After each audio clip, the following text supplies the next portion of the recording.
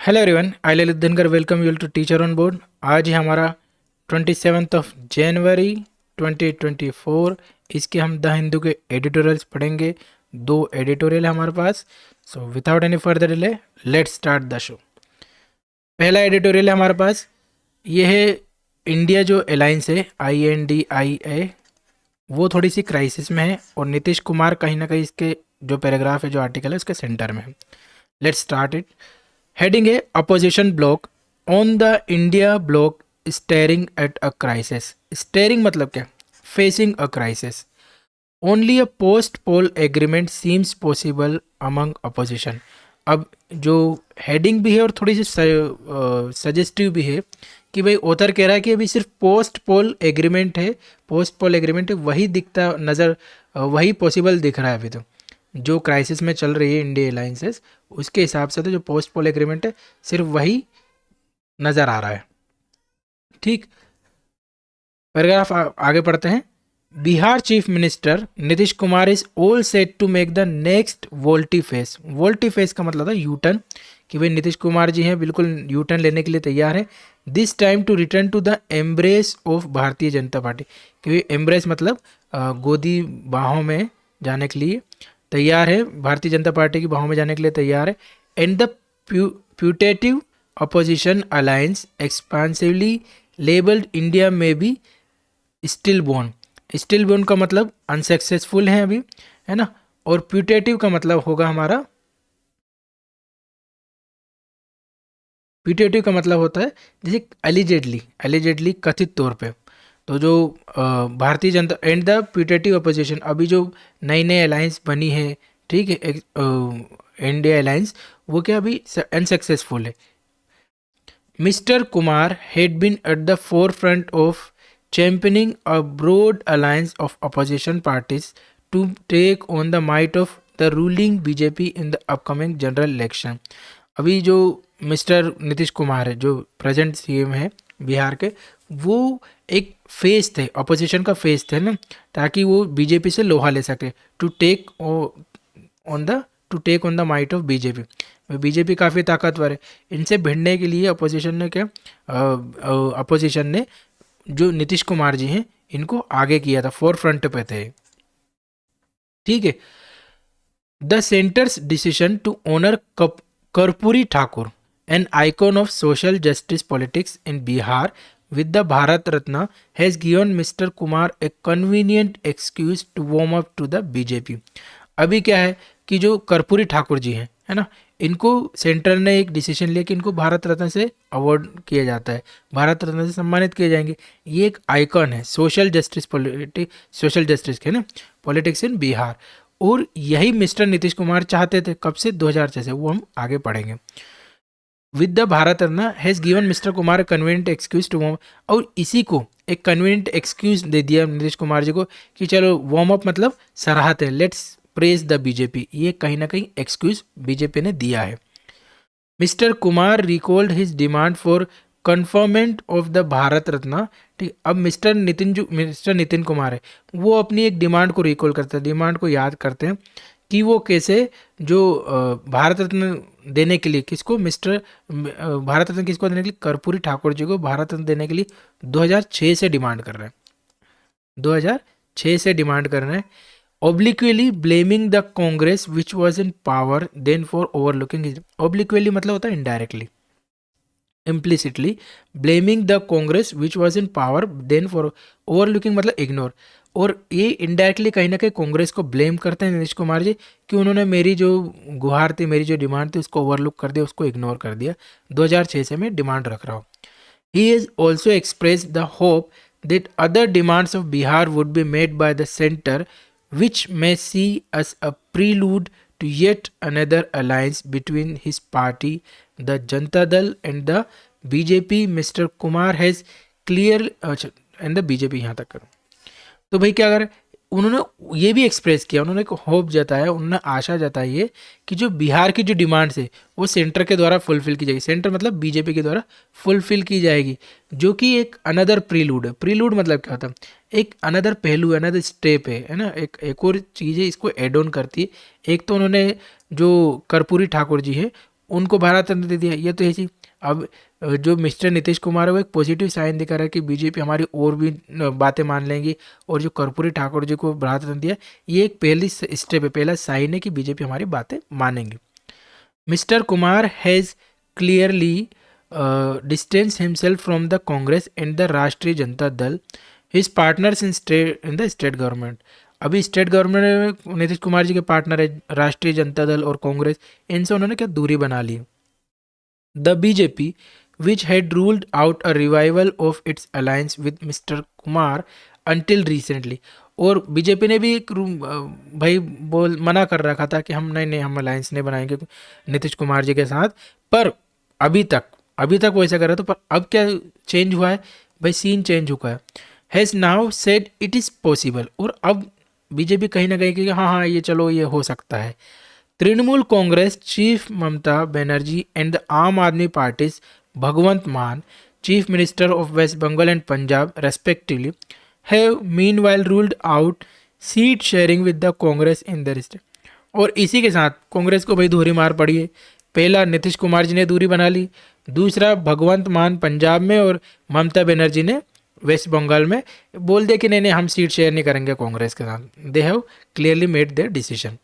ठीक, पैराग्राफ में आगे बढ़ते हुए, except for close door meetings followed by press conferences, the India bloc has not had any big public outreach program since its formation 7 months ago in Patna. भाई जब से पटना में 7 महीने पहले इंडिया अलायंस बनी है, तब से अभी तक कुछ उसका मेजर आउटरीच हुआ नहीं है ना, पब्लिक में कुछ मेजर कोई डिसीजन हुआ नहीं, कुछ अनाउंसमेंट हुई नहीं है, और अभी तक सिर्फ क्लोज डोर मीटिंग हुई है, और उसके बाद एक छोटे से प्रेस कॉन्फ्रेंस करते हैं और बताते हैं कि भाई हमने ये डिसाइड किया है। Time is running out and there is no clarity on when the bloc will be able to seal the division of seats among its constituents। और अभी time is running out, time short है, time की कमी है। उसके बाद भी अभी तक जो इंडिया अलायंस है उसने कुछ मेजर अनाउंसमेंट नहीं करा, कुछ मन नहीं बनाया कि कौन सी सीट किसको जाएगी।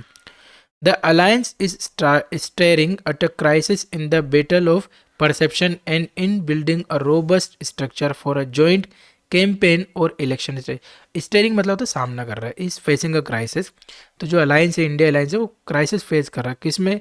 परसेप्शन की बैटल होती है भाई, परसेप्शन रहता है, एक पॉइंट ऑफ व्यू रहता है जनता का कि भाई ये अच्छा है ये बुरा, कहीं ना कहीं परसेप्शन की बैटल ये हार रहा है, और एक रोबस्ट एक मजबूत स्ट्रक्चर बिल्ड करने में कैंपेन में अपने कैंपेन वो कहीं ना कहीं फेल हो रहा है।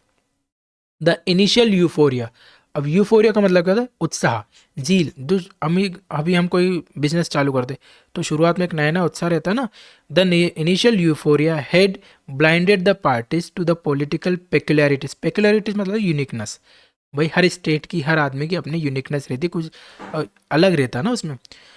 तो अभी जो इनिशियल यूफोरिया, शुरुआत के जो उत्साह था, पार्टी फॉर्म कर ली उन्होंने, अलायंस फॉर्म कर लिया, उसमें वो भूल ही गए। दे ब्लाइंडेड देमसेल्फ, तो बिल्कुल आंख बंद कर ली उन्होंने कि हर स्टेट की अपनी अपनी ज़रूरत है, अपनी अपनी यूनिकनेस है।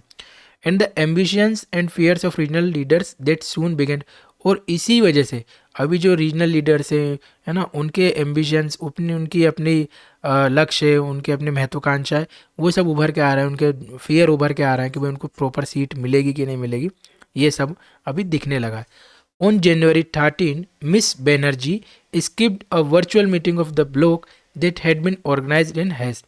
haste मतलब जल्दबाजी। अब जो मिस बनर्जी उन्होंने एक वर्चुअल मीटिंग मतलब ऑनलाइन मीटिंग ली थी, नॉट फिजिकली कोई मीटिंग नहीं थी, वर्चुअल मीटिंग भी उन्होंने स्किप कर दी। चाहती तो आदमी 1 घंटा 2 घंटा कहीं से भी निकाल सकता ना अगर उनको इम्पोर्टेंट लगता था, बट मिस बनर्जी ने उसको इम्पोर्टेंट समझा ही नहीं, इम्पोर्टेंस दी नहीं उसको, तो she deliberately skip that. The Shivsena's Uddhav Thackeray and the Samajwadi party's Akhilesh Yadav also straight away. और जो शिवसेना के उद्धव ठाकरे और अखिलेश यादव जो समाजवादी पार्टी के नेता हैं, उन्होंने भी अपनी अपनी दूरी अपने अपने हिसाब से बना ली। It is still possible that partial seat sharing मैंने arrangements depending on tactical consideration in individual states might still emerge, but any programmatic national alliance against the BJP seems to be out of reach. अभी देखो, अभी के हिसाब से ये लग रहा है कि हो सकता है स्टेट में अपने अपने स्तर पर अलायंस बना ले, इंडिया ब्लॉक अपने अपने हिसाब से सीट शेयर कर ले, पर अभी एक नेशनल लेवल पर किसी को ऐसे डट के बीजेपी के सामने खड़ा होना, एक अलायंस बनाना, वो कहीं ना कहीं आउट ऑफ रीच लग रहा है, पॉसिबल दिख नहीं रहा है, ठीक। The opposition parties may have to look at state level alliances and the possibility of post poll alliance. अभी ऑथर सजेस्ट कर रहा है कि जो अपोजिशन पार्टी है उसको क्या करना चाहिए कि उसको स्टेट लेवल अलायंस देखना चाहिए नेशनल अलायंस की वजह की बजाय, और पोस्ट पोल अलायंस देखना चाहिए। एक बार चुनाव हो जाए, कौन कितनी सीट जीत के आता है, उसके बाद देखे जाएंगे किसी के अलायंस बनानी है। ये ऑथर का सजेशन है। द बीजेपी मीन वाइल, और वहीं पर, है ना, यहीं पर ही बीजेपी क्या कर रही है, उसने has rammed up its campaign, उसने अपना कैंपेन तेजी कर दिया, और not merely to win the election but also to extinguish the last sign of opposition to it. अभी क्या है कि बीजेपी ने सिर्फ जीतने के लिए नहीं, वो चाहती है कि भाई ऑपोजिशन को ही खत्म कर दे, नामो निशान ना रहे। लास्ट साइन ऑफ ऑपोजिशन का मतलब ऑपोजिशन का नामो निशान ना। ठीक है, यहाँ तक मेरे ख्याल से आपको पैराग्राफ अच्छे से समझ में आया होगा। Let's continue with the next thing, that is हम जितने भी डिफिकल्ट वर्ड्स आए हैं वो एक एक करके देख लेते हैं, ठीक है। और इसके सिनोनिम्स देखें,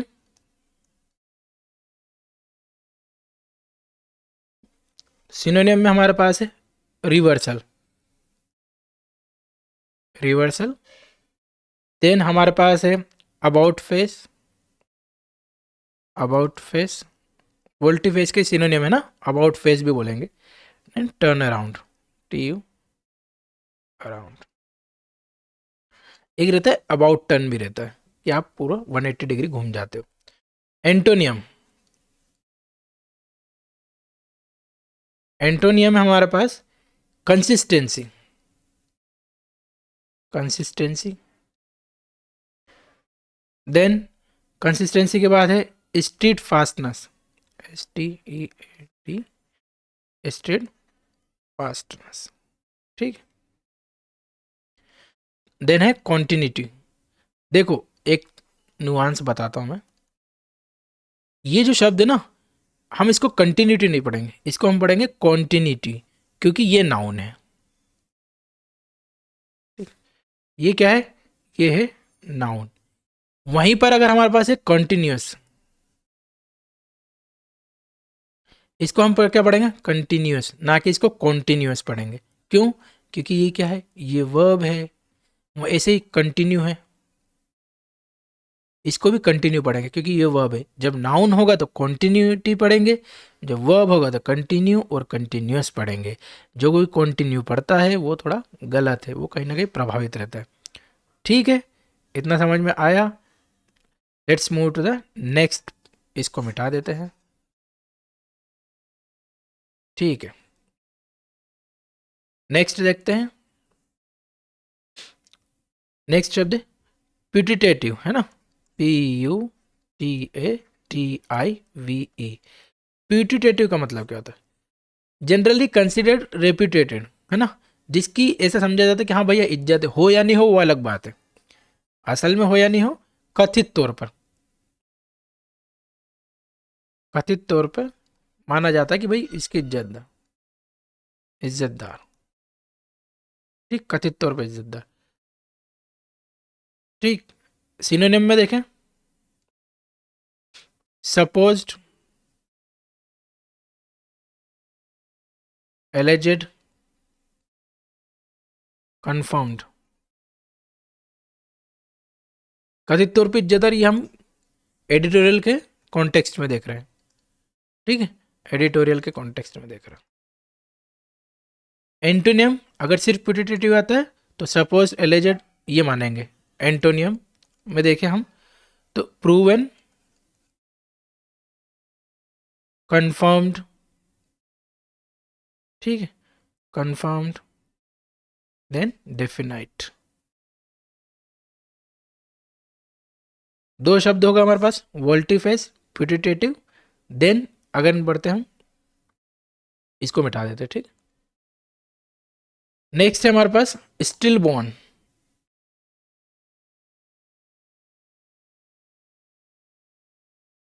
STILL, stillborn. Stillborn का मतलब क्या होता है, अनसक्सेसफुल, अनसक्सेस, अनसक्सेसफुल, ठीक है।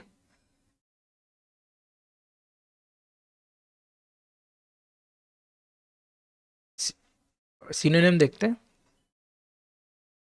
सिनोनिम्स में अनसक्सेसफुल है, फ्रूटलेस है,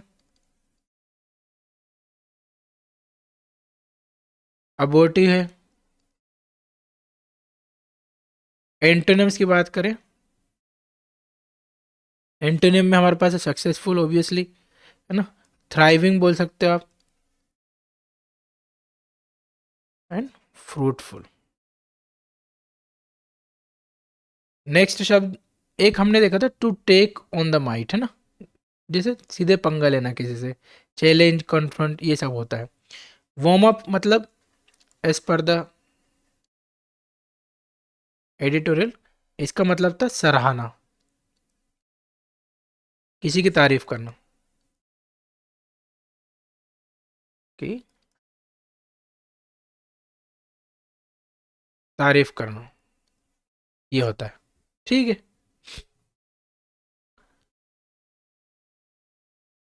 नेक्स्ट वर्ड है हमारे पास कन्फर्मेंट, CONFERMENT, कन्फर्मेंट। कन्फर्मेंट मतलब क्या होता है? कन्फर्मेंट मतलब होता है किसी को पुरस्कार देना, सम्मानित करना। ठीक है, सम्मानित करना। सिनोनिम देखें तो सिनोनिम में हमारे पास है bestow, bestowal, granting, GRANTING, granting.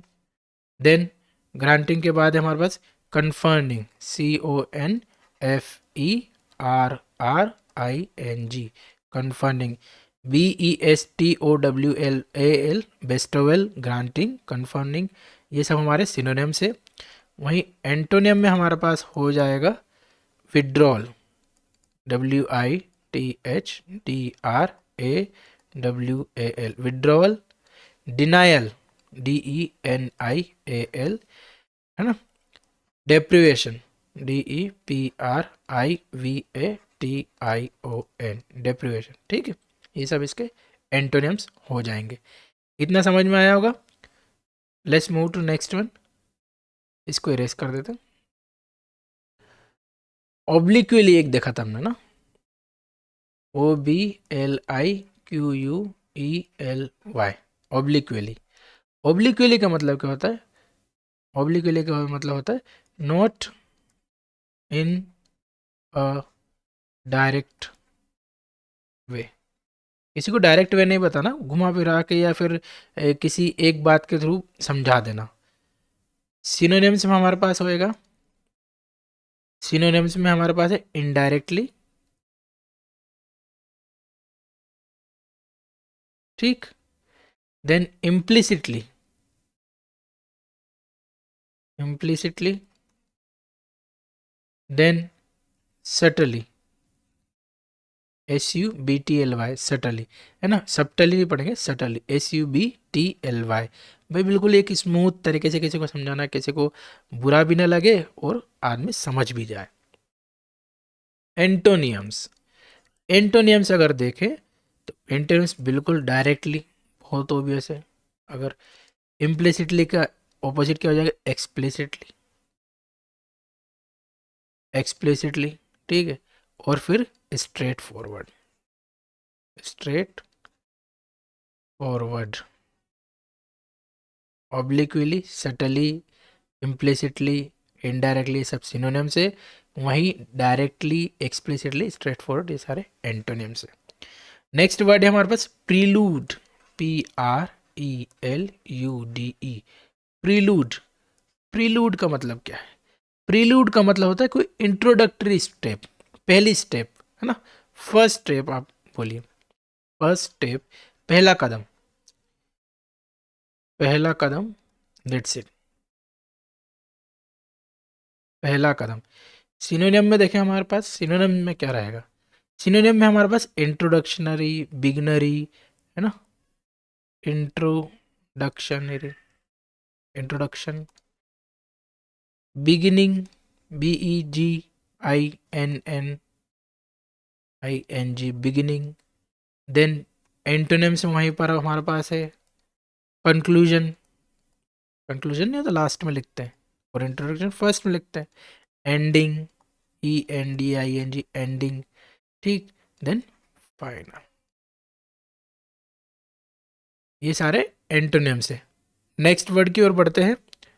Next word है हमारा कॉन्स्टिट्यूएंट से, जो कॉन्स्टिट्यूएंसी में जितने भी लोग लड़ते हैं, कंपोनेंट ऑफ मेंबर्स वगैरह, ये है। तो मैं कॉन्स्टिट्यूएंट्स नहीं पढ़ाऊंगा। स्टेरिंग, एक शब्द आता है स्टेरिंग, STR, ठीक। स्टेरिंग का मतलब होता है उत्साह, नहीं नहीं, सॉरी सॉरी, गलत बोल दिया। उत्साह नहीं, स्टेरिंग का मतलब होता है कोई सामना करना, टू फेस, सामना करना, टू फेस समवन समबडी, ये होता है स्टेरिंग का मतलब। In a situation of crisis, confronting, facing, ये सब सिनोनिम्स है। वहीं पर एंटोनिम्स की अगर हम बात करें इसके, तो अवॉइडिंग, इग्नोरिंग, ये सारे एंटोनिम्स है, ठीक है। आगे हम बढ़ते हैं। Euphoria, EUPH, euphoria, ORIA। Euphoria मतलब क्या? यूफोरिया मतलब होता है उत्साह, हर्ष, ये सब यूफोरिया के सिनोनिम्स है। सिनोनिम अगर हम देखें तो हो जाएगा EC, एक्सटेसी, ठीक, एलेशन,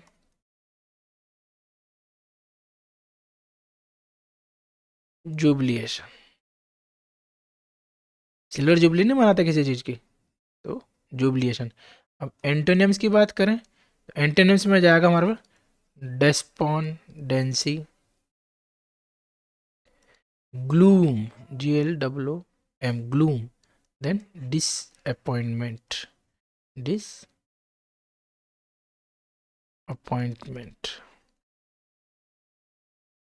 डिसअपॉइंटमेंट। नेक्स्ट शब्द है हमारे पास पेक्युलरिटीज, PECULIARITIES, पेक्युलरिटीज। पेक्युलरिटीज मतलब तो uniqueness, distinctive, unique, distinctive.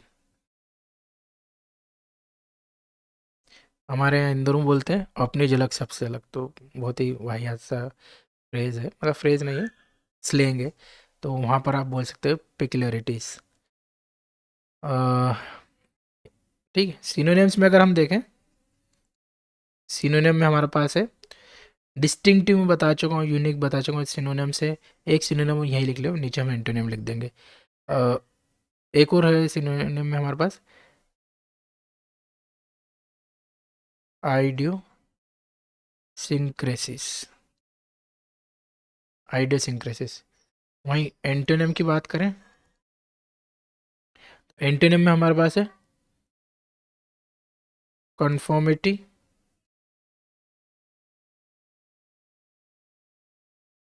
Commonality,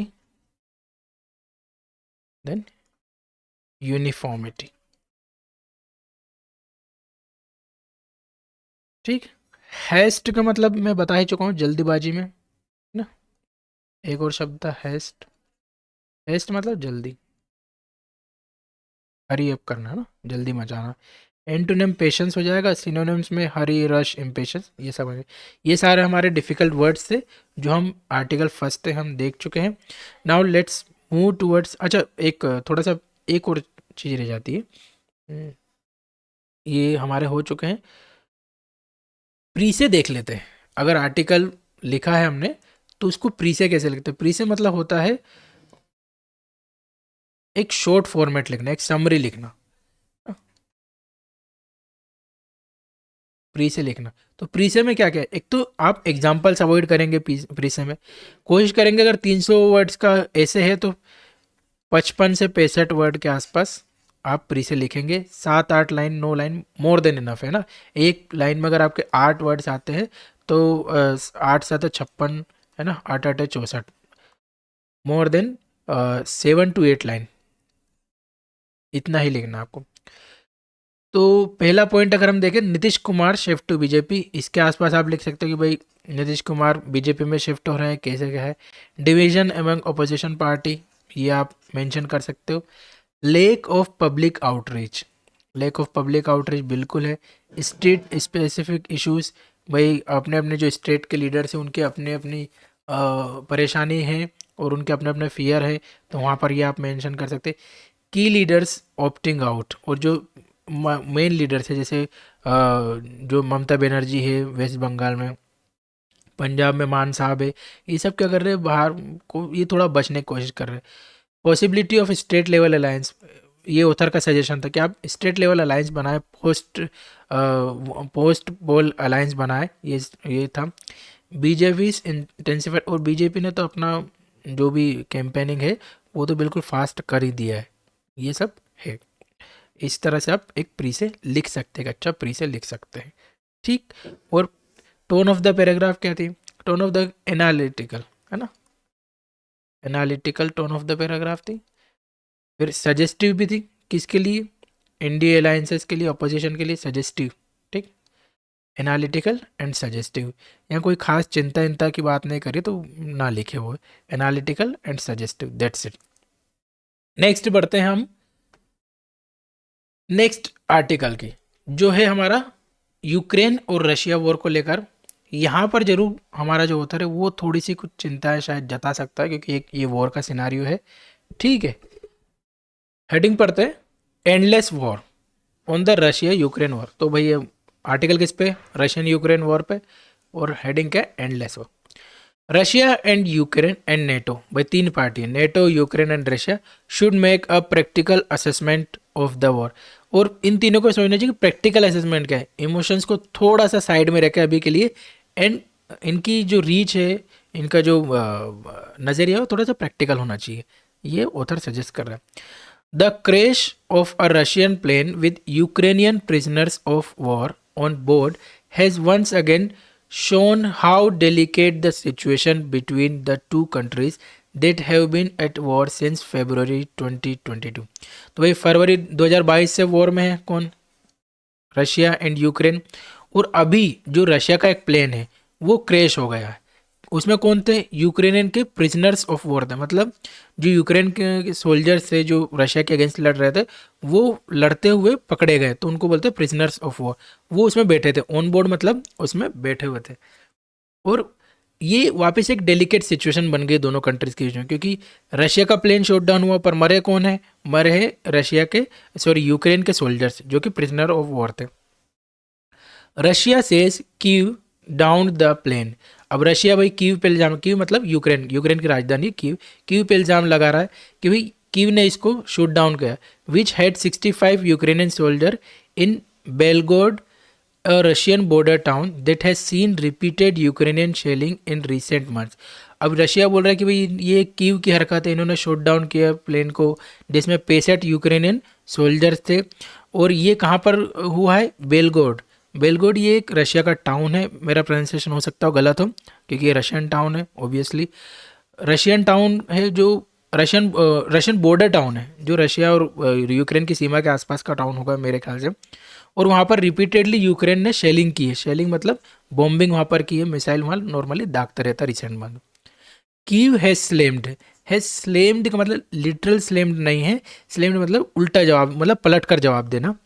has slammed Russia for spreading propaganda, propaganda मतलब झूठ फैला रहा है कि भाई ये अपना प्रोपागेंडा रच रहे हैं रशिया वाले, हमने ऐसा कुछ, but has all not ruled out its possible role in the down. उन्होंने स्लेम किया पर ये रूल आउट नहीं किया है ना, एकदम बिल्कुल सिरे से नहीं पलटा कि नहीं नहीं हमने नहीं किया है, उन्होंने कहीं ना कहीं गुंजाइश से छोड़ दी। डाउनिंग मतलब to shoot down the aeroplane. The incident comes at a time when Ukraine's troops are struggling to keep up the fight on the front line amid Russia's incremental advances। अब ये कब आया है, ये इंसिडेंट हुआ है, जो हादसा हुआ है, ये ऐसे टाइम पर आया है जब यूक्रेन की जो ट्रूप्स है, ट्रूप्स मतलब यूक्रेन के जो सोल्जर है, यूक्रेन की जो आर्मी वो स्ट्रगल कर रही है। कैसे, अभी जो फ्रंट लाइन पर जो रशिया के अभी एडवांस करा हुआ है, रशिया यूक्रेन में घुसा हुआ है, तो रशिया और एडवांस कर रहा है, और इस फाइट को मेंटेन करने के लिए यूक्रेन क्या कर रहा है, स्ट्रगल कर रहा है, they are struggling. Russia, which suffered humiliating setbacks in 2022, has since retaken the battlefield momentum. और रशिया का 2022 में उनको काफ़ी सेटबैक लगा था, क्योंकि रशिया सोच रहे थे कि यूक्रेन बहुत छोटा सा देश है, हम जिसको जल्दी कुछ विद इन वीक्स हम इसको कब्जा लेंगे, पर ऐसा नहीं है। यूएस और नेटो की सपोर्ट्स की वजह से यूक्रेन ने रशिया को काफ़ी अच्छी टक्कर दी है, और उसकी वजह से रशिया जैसा सेकंड नंबर का मिलिट्री पावर का देश कहीं ना कहीं ह्यूमिलिएशन फेस किया है। और तब से अभी तक 2022 के ह्यूमिलिएशन से अभी तक बैटलफील्ड में उसने काफ़ी मोमेंटम गेन कर लिया, काफ़ी स्पीड काफ़ी गेन कर ली। Last year Ukraine's top general said the counter offensive which began in June 2023 aimed at recapturing Russia held territories in the south and east had failed. और पिछले साल क्या हुआ था, यूक्रेन के जो टॉप जनरल थे उन्होंने बोला था जो काउंटर ऑफेंसिव मतलब रशिया ने, वो मानते रशिया ने उन पर अटैक किया, और उसके काउंटर में उन्होंने जो भी मिशंस वगैरह चलाए हैं वो एम्ड थे रिकैप्चरिंग रशिया हेल्ड टेरिटरीज, जो रशिया ने यूक्रेन की टेरिटरीज कब्जा रखी है उनको वापस रीगेन करने के लिए। ठीक है, रशिया हैज़ मेड, और उसमें वो फेल्ड हो चुके हैं, दे somehow failed in it.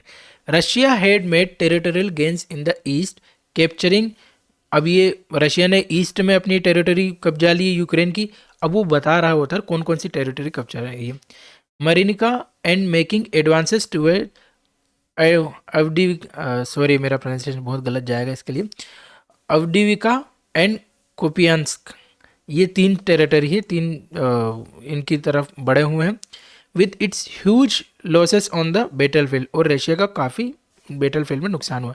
Ukraine's generals are calling for the mobilisation of, अच्छा सॉरी ये रशिया की बात नहीं कर रहा, यह सेंटेंस में बदली। With its huge losses on battlefield Ukraine's general are calling for the mobilisation of up to 5 lakh soldier. अब यूक्रेन का बैटलफील्ड में काफ़ी नुकसान हुआ, और जनरल जो यूक्रेन के जनरल है वो 5 लाख के आसपास सोल्जर को मोबिलाइज कर रहा है, which would be hugely unpopular, और ये काफ़ी अनपॉपुलर है। अनपॉपुलर मतलब जो पब्लिक है उसका सपोर्ट नहीं है इसके लिए। Worse the changing mood in Washington has sent an alarming message to Kyiv. और अभी क्या हो रहा है, अभी यूएस में इलेक्शंस आ रहे हैं जहाँ पर बहुत संभावना लग रही है कि ट्रंप जीत सकते हैं। अभी कुछ कह नहीं सकते, पर ट्रंप को काफ़ी पिछली बार से ज़्यादा, जो जब वो जीते थे उससे ज़्यादा अभी सपोर्ट देखने को मिल रहा है। तो ऐसा लग रहा है कि जो ट्रंप अभी वाशिंगटन मतलब अमेरिका की राजधानी है, तो वहाँ से ऐसा लग रहा है कि अभी वो उनका मूड शिफ्ट हो रहा है, क्योंकि बिल्कुल चुनाव आ रहा है, वो चाहते, वो भी अपनी दूरी बनाना चाहते, और जो कि एक अलार्मिंग, जो कि एक टेंशन वाली बात है किसके लिए, कीव के लिए, कीव मतलब यूक्रेन के लिए। नेक्स्ट पैराग्राफ पे आते हैं। Volodymyr Zelensky's government has vowed to uncover the truth behind the plane crash. वोड मतलब भाई प्रोमिस, प्लेज, वादा किया है कि भाई जेलेंस्की की गवर्नमेंट है, उन्होंने वादा किया है कि हम जो भी प्लेन क्रैश हुआ उसका ट्रूथ को हम अनरिवील करेंगे। If it has been down by a Ukrainian missile it would pose a political challenge to mister Zelensky. अगर, ऑथर कह रहा है, अगर ये यूक्रेनियन मिसाइल से हुआ होगा तो बिल्कुल पॉलिटिकल चैलेंज है मिस्टर जेलेंस्की के लिए, but a bigger problem he is facing is the future of the war. पर अभी के लिए ये तो चलो साइड में रखते, पर अभी के लिए बड़ा चैलेंज है कि फ्यूचर ऑफ द वॉर, कि वॉर किस तरफ जाएगी, ये it is uncertain. Until now he has put up a brave face, अभी तक तो बहुत चोड़ में आकर कि बिल्कुल लड़ेंगे हम, तो saying Ukraine would fight until victory which is recapturing all the territories Russia has taken. अभी तक तो मिस्टर जेलेंस्की ने बिल्कुल एक से टफ फेस बना के बोला कि भाई हम जब तक लड़ेंगे जब तक हम जीत नहीं जाते मतलब जब जो रशिया ने हमारी टेरिटरी अख्तियार कर ली, जो टेरिटरी हमारी कब्जा कर रही है उसको हम छुड़वाएंगे। वाइल रशियाज एनेक्सेशन मतलब कब्जा, while Russia's annexation of the Ukraine regions and its war are a violation of international laws, Ukraine does not seem to have a practical path towards victory। अब उतर कह रहा है कि देखो भाई रशिया ने जो किया वो गलत किया, जिस तरह से उन यूक्रेन की ज़मीन हथियाई है वो गलत है, इंटरनेशनल लॉ के अकॉर्डिंग गलत है, पर यूक्रेन के पास अभी कुछ प्रैक्टिकल दिख नहीं रहा है, कुछ प्रैक्टिकल अप्रोच उसके पास, यूक्रेन के पास बची नहीं है। Israel's war on Gaza, which has the Biden administration's full support, has also distracted global attention from Ukraine.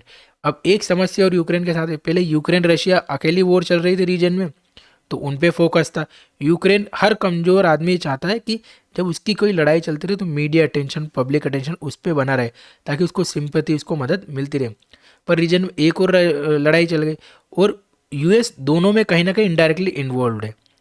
और यूके जो बिग डैडी कौन है, यूएस है। तो वो क्या कर रहा है, अब वो इजराइल को सपोर्ट कर रहा है गाज़ा में, तो पूरा वर्ल्ड का अटेंशन अभी वहाँ पर है। तो ये भी एक यूक्रेन के लिए समस्या वाली बात है। If Donald Trump, the US Republican leader, is reelected in November, अभी नवंबर में 2024 के नवंबर में अगर जो डोनाल्ड ट्रंप वापस अगर पावर में आते हैं, he has vowed to end the war in days. और ये यूक्रेन वाली जो वॉर है वो डोनाल्ड ट्रंप ने पहले ही बोल चुके भाई मैं तो कुछ दिन में ही ख़त्म कर दूँ ऐसे। Ukraine could come under heavy pressure, ये बस वही बात है कि भाई जेलेंस्की साहब अंडर प्रेशर आ जाएंगे। The war can not be sustained without uninterrupted support from the US. जैसे मैंने बोला, यूएस इनडायरेक्टली इन्वॉल्व है, एंड इट्स नेटो पार्टनर, जो भी यूरोपियन कंट्रीज है, जो भी नेटो के मेंबर्स है, वो कहीं ना कहीं इसमें इनडायरेक्टली इन्वॉल्व है, और उसके बिना ये जंग लड़ी नहीं जा सकती। When pressure increases on the battlefield, what Ukraine is doing is to carry out missile and drone attacks inside Russia. अब क्या हो, जैसे जैसे बैटलफील्ड में प्रेशर बनता है, तो यूक्रेन क्या कर रहा था, drone strike, missile strike Russia के अंदर कर रहा था। Ukraine's possession of advanced weapons supplied by the West. अब यूक्रेन के पास खुद की इतनी आर्टिलरी, इतने वेपन्स नहीं है, पर उसको वेस्ट के द्वारा उनको बिल्कुल सप्लाई किया गया वेपन्स वगैरह।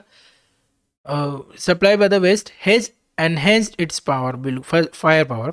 Last week a fuel export terminal on Russia's Baltic coast came under attack. अब ये वही बता रहा है, एक एग्जांपल दिया होता ने कि भाई पिछले ही हफ्ते जो रशिया का बाल्टिक कोस्ट रीजन है, वहाँ पर जो एक्सपोर्ट टर्मिनल है उस पर अटैक किया गया था। There is suspicion, deep mistrust and misinformation on both sides, which could lead to more violence and accidents.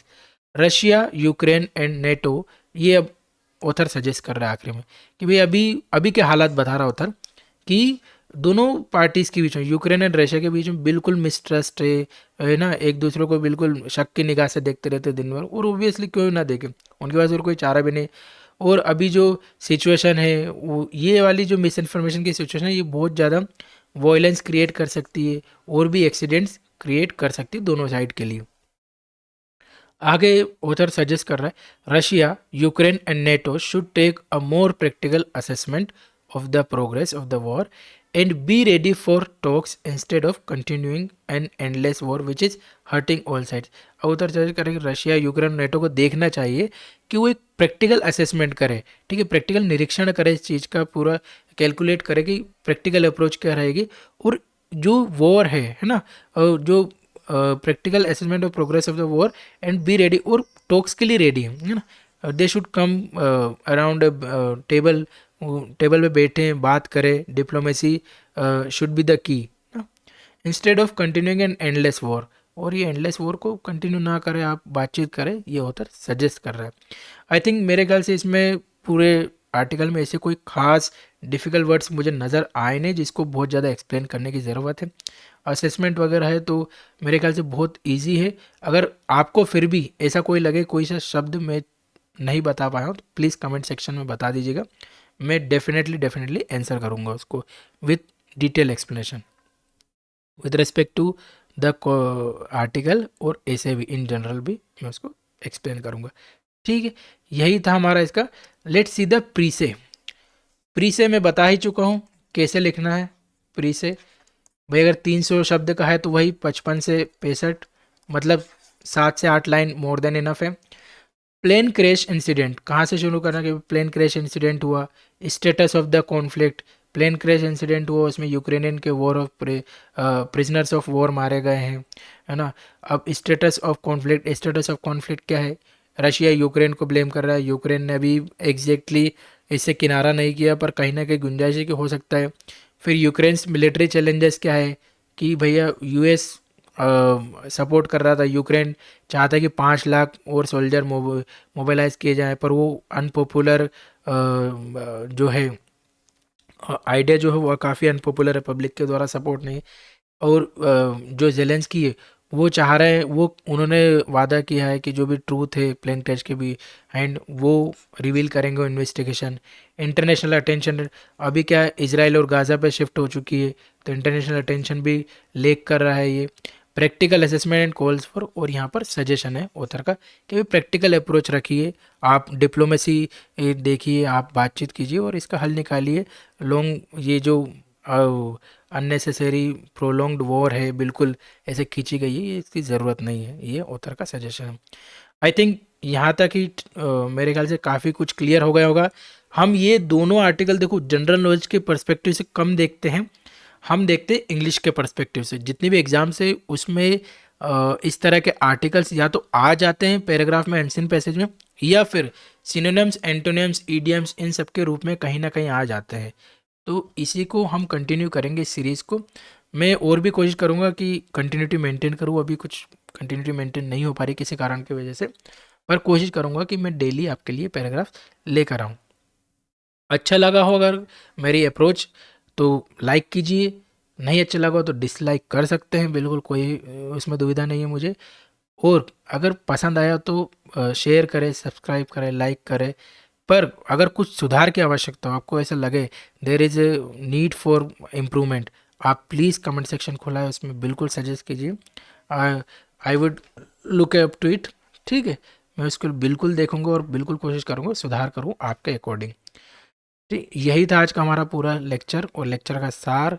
Thank you and have a good day.